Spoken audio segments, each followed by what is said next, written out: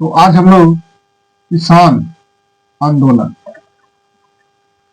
किसान आंदोलन प्रमुख किसान आंदोलन, जैसे आपने निम्न जाति आंदोलन, किसान आंदोलन, ठीक, किसान आंदोलन, निम्न जाति आंदोलन, मजदूर आंदोलन, सभी लोग ने अपने अपने अधिकार के लिए लड़ाइयां यहाँ पर लड़ी। मजदूर वर्ग भी अपने हक अधिकार के लिए लड़ा है, किसान भी लड़ा है, निम्न जाति के भी लोग जो कि अपने हक और अधिकार के लिए लड़े। यह प्रमुख जो कि आंदोलन किसान आंदोलन, ये आप समझ देखिए, यह 19वीं सदी से पहले का, 19वीं सदी का पहले का यह आंदोलन है, 19वीं सदी से। ठीक, 19वीं सदी में आपका आएगा वह मालाबार का मोकला विद्रोह, बारदोली सत्याग्रह, किसान आंदोलन, सॉरी आपके वो अखिल भारतीय किसान आंदोलन, वो सब हम लोग 19वीं सदी में पढ़ेंगे। लेकिन हम लोग बात करेंगे केवल कि 19वीं सदी से जो है पहले। ठीक, और यह हम लोग किसान आंदोलन में देख रहे हैं कि इसमें नील विद्रोह, देखिए नील विद्रोह क्यों हुआ? जब जिस खेत में नील यदि आप उगा देंगे ना, तो वह 2-3 साल तक उसमें कोई फसल नहीं होती है, ये बात समझिए। और यह ब्रिटिश शासन नील की खेती भारत में ही क्यों करवा रही थी? क्योंकि भारत का जो नील था और जो ब्रिटेन का नील था, नील में अंतर था। भारत का जो नील था वह काफी गहरा था, लेकिन जो ब्रिटेन का नील था वह फीका था, वह फीका हुआ करता था, कपड़ों पर उतना चटका, उतनी लाइट नहीं आती। इसलिए अंग्रेज भारत की तरफ, नील की तरफ इनका ज्यादा ध्यान है। ठीक है भाई, नील तो उगाया भी जाता था, लेकिन उसका जो उचित मुआवजा था, और वह नील को कभी कभी कम दाम पर भी देते थे। लोग किसान ये मना करे कि हम लोग नील नहीं उगाए, हमारा उतना मुआवजा भी नहीं मिल रहा है, उचित नहीं मिल रहा है, तो आप बताए नील की खेती हमें उगा कर क्या फायदा? हम भूखे नंगे रहते हैं।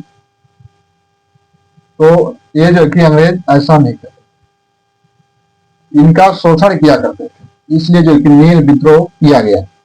और देखेंगे कि महात्मा गांधी जी का जो चंपारण सत्याग्रह होगा, पढ़ेंगे उसको भी, ठीक है। तो ये देखिए नील विद्रोह, यह प्रारंभ होता है गोविंदपुर, आपका नदिया जिला बंगाल में। नदिया जिला बंगाल में यह नील विद्रोह शुरू हुआ था, और यह प्रथम नील विद्रोह था, प्रथम कृषक विद्रोह था यह आपने नील विद्रोह। इसका जो समय है देखिए 1859 से 60 है। यह नील विद्रोह शुरू होता है आपका गोविंदपुर, नदिया जिला बंगाल में। अंग्रेज जो कि समय समय पर कानून पास करते थे, इसी तरह इनको दबाया जाए। ठीक है, तो इन्होंने एक नील आयोग का गठन किया, नील आयोग का गठन किया गया था 1860 में, कि आप जो है कि ऐसे नहीं होगा। लेकिन समय समय पर यह नियम के खिलाफ भी चले जाते थे। ठीक, तो देखिए नील आयोग बना था 1860 में, और इसके अध्यक्ष थे सीटोन कार की अध्यक्षता में नील आयोग बनाया गया। अब नील आयोग बनाया गया तो इसकी जांच पड़ताल, इनकी क्या मांगे हैं, इस आयोग के माध्यम से इनकी पूरी की जाएगी इच्छा। नील आयोग जो कि इसीलिए बना था, और जांच पड़ताल करने के लिए। यह प्रारंभ होता है गोविंदपुर, नदिया जिला, और इसके जो नेतृत्व करता थे, जो फाउंडर थे जिनके नेतृत्व में यह आंदोलन किया जा रहा था। और उसके देखिए दिगंबर विश्वास और विष्णु विश्वास, इसको याद कर लेंगे कैसे? नील पर अंग्रेजों को विश्वास था, भाई भारतीय नील पर लोगों को विश्वास था। विष्णु विश्वास, दिगंबर विश्वास, ये दो जो कि नील आंदोलन के नेतृत्व करता था। इन्हीं की देखरेख में या आंदोलन को जारी रखा गया। मेन तो लीडर होता है, मेन लीडर होता है। कोई भी आंदोलन करिए, एक्स वाई जेड तक कोई भी आप आंदोलन करिए, उसमें जब तक आपका लीडर नहीं मजबूत होगा ना, तब तक कोई आंदोलन बड़ा मुश्किल है कि वह हो जाए। एक बात और है कि लीडर यदि उसकी मृत्यु हो जाती है तो भी यह आंदोलन एक भयंकर रूप लेता है। आंदोलन करते करते यदि किसी की मृत्यु हो जाए तो आंदोलन एक बहुत बड़ा रूप ले लेगा।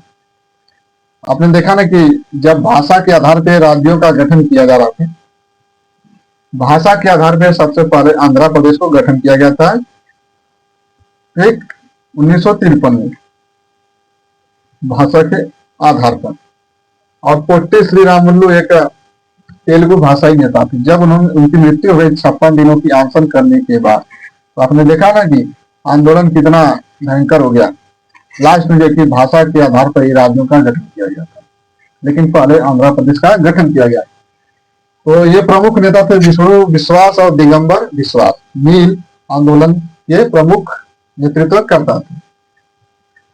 समर्थन में एक पत्रिका थी, जो पत्रिकाएं आंदोलन को और ऊंचे लेवल पर, इसमें बुद्धिजीवियों को भी शामिल किया जाए ताकि यह आंदोलन आपके हिंदू पैट्रियार्ट के जो संपादक थे गिरीश चंद्र मुखर्जी, इन जो नील विद्रोह हो रहा था तो उसमें अखबार के माध्यम से लोगों को जागृत करना, संगठित करना, जगह जगह हर क्षेत्र में नील जो आंदोलन हो रहे थे उसकी जानकारी लोगों तक पहुंचाना। इससे क्या होगा कि लोगों का प्रभाव पड़ेगा। ठीक है।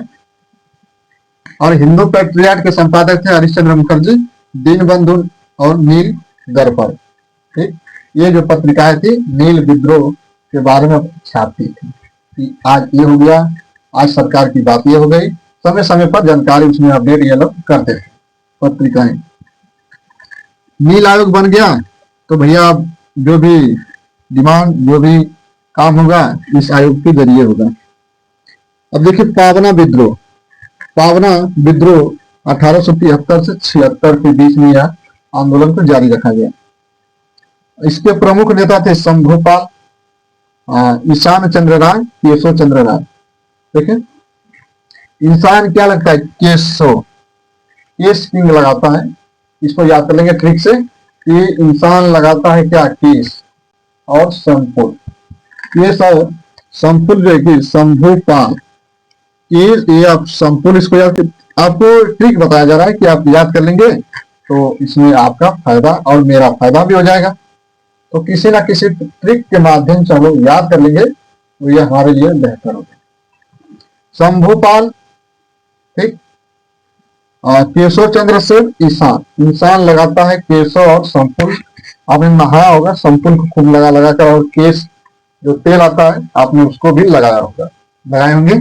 ठीक है, ये पावना विद्रोह हो गया। देखिए पावना विद्रोह यह बंगाल में होता है। कारण था कि वही टैक्स वृद्धि, टैक्स, देखिए जितने भी आंदोलन हुए ना 1857 की क्रांति से पहले और जितने भी आपके ये देखिए किसान आंदोलन, ठीक, निम्न जाति आंदोलन, मजदूर आंदोलन, तो ये आंदोलन हमेशा टैक्स को लेकर किए गए, क्योंकि टैक्स आदि बढ़ जाता था, लोग बढ़ा देते थे अंग्रेज। ठीक है, और जिसके कारण ये जमींदारों के विद्रोह का जो कारण बना था ना कि जमींदार, क्योंकि अंग्रेजों ने आया तो सबसे पहले उन्हीं लोगों को पकड़ा जो थोड़े से अच्छे खासे पढ़े लिखे हैं, उनको पकड़े और उनको जमींदारी दे दी गई कि आप इतने इलाके का जमींदार बनेंगे और आप टैक्स को कलेक्ट कर आप ब्रिटिश राजस्व में आप जमा कर देंगे।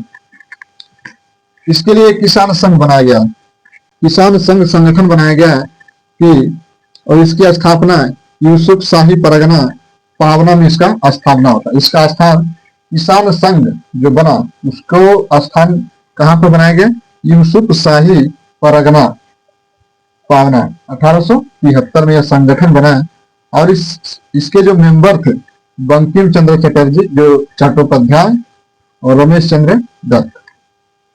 रमेश चंद्र दत्त, बंकिम चंद्र चटर्जी, चट्टोपाध्याय, और यह जो किसान संघ बनाया गया था यूसुफ शाही परगना पावना 1873 में। ये देखिए दक्कन उपद्रव, दक्कन, ठीक है। कारण क्या था कि मारवाड़ी और गुजराती, जो मारवाड़ी थे और गुजराती के जो साहूकार थे, ठीक है, वह लोगों को अपने क्षेत्र में उन्हें देते थे क्या, ब्याज पर उधार देते थे और ब्याज अधिक लेते थे, और वो व्यक्ति ब्याज नहीं दे पाता था तो उनकी घर की नीलामी व्यक्ति ये कर देती थी। बात होती है कि ब्याज कम बात हुई थी कि इतने आपको ब्याज दे देगा, लेकिन बाद में उन्होंने ब्याज को बढ़ाकर मांग रहे थे, तो लोग कहाँ से दे पाएंगे, ठीक है। ये सब विद्रोह साहूकार और मारवाड़ी के विरुद्ध में था, ठीक है। और लगान की जो व्यवस्था थी ना, पहले यह जो लगान देते थे किसान, यह जबकि सरकार इनसे सीधा आकर टैक्स ले जाती थी, बिचौलिया नहीं था, बिचौलिया का काम नहीं था, इसमें बिचौलिया का काम नहीं था। बाद में यह दे दिया गया कि आप बिचौलिया इसमें शामिल हो जाता है, तो भाई जायज सी बात है कि बिचौलिया जब लगेगा इसमें तो अपना ही फायदा सोचेगा ना वो, इसीलिए यह विद्रोह होगा लगान व्यवस्था में। तो ये जो कि आपका दक्कन पावना विद्रोह, नील विद्रोह। अब हम लोग पढ़ेंगे कि 19वीं सदी का किसान आंदोलन, इसमें बारदोली आएगा, मालाबार, पावना, वर्ली विद्रोह, तो उसको हम लोग एक और क्लास में देख लेंगे, ठीक है। तो ये जो हमारा विद्रोह किसान आंदोलन, अब हम लोग अगली क्लास में देखेंगे कि 19वीं सदी के विद्रोह, 19वीं सदी के किसान आंदोलन, ठीक है। तो बस आज के लिए इतना ही। जय हिंद, जय भारत।